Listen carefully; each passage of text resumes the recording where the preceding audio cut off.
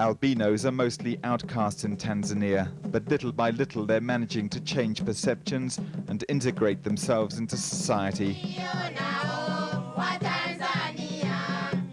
Using song and dance, these albinos are rehearsing for a play aimed at changing how albinos are regarded. The community dismissed albinos a long time ago and still dismisses them even now. And that's why I decided to use the play as a tool to change people's perceptions and their feelings towards these people.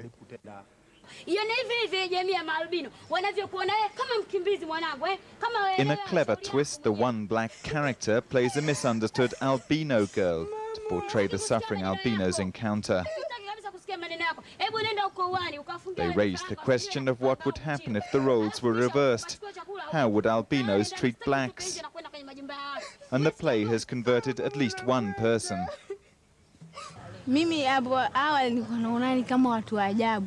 I had a low opinion of albinos.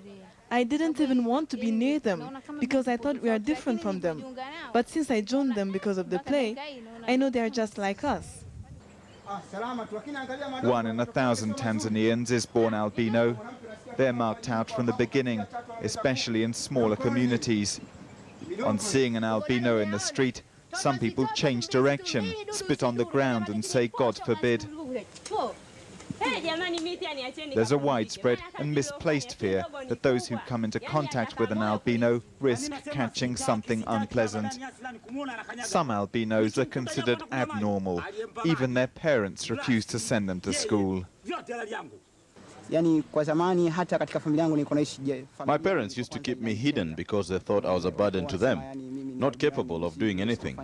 And that's how I did not get the chance to attend a school, because they thought I could not help the family in any way.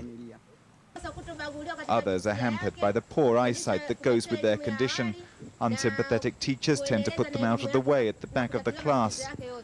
Unable to see the blackboard, almost all these actors dropped out before their senior years.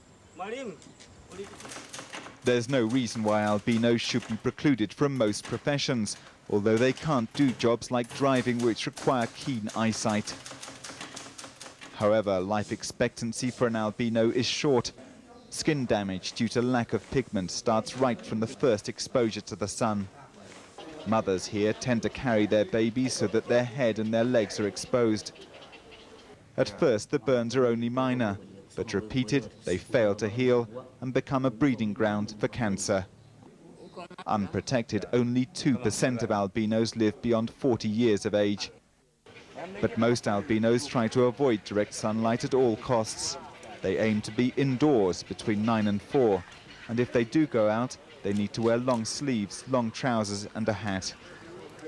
Albinos, however, have no major biological handicap. And if they marry a black African, their children's skin will be black.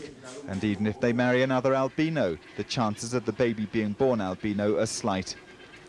And the black children of these albino parents feel no stigma.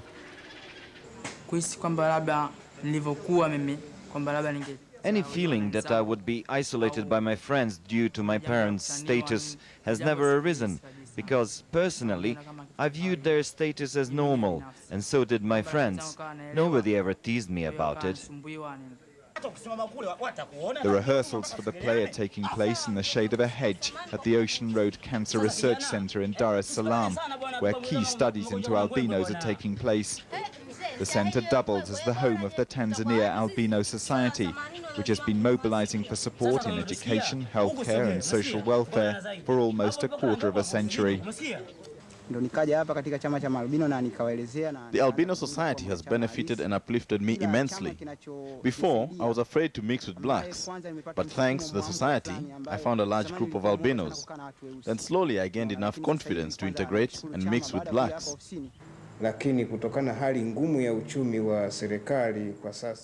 With the economic hardships the government has been facing, it stopped funding us.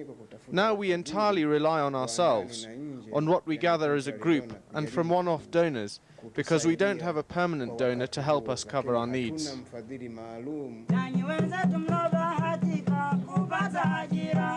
Funding is always a problem, especially for ambitious projects like this play.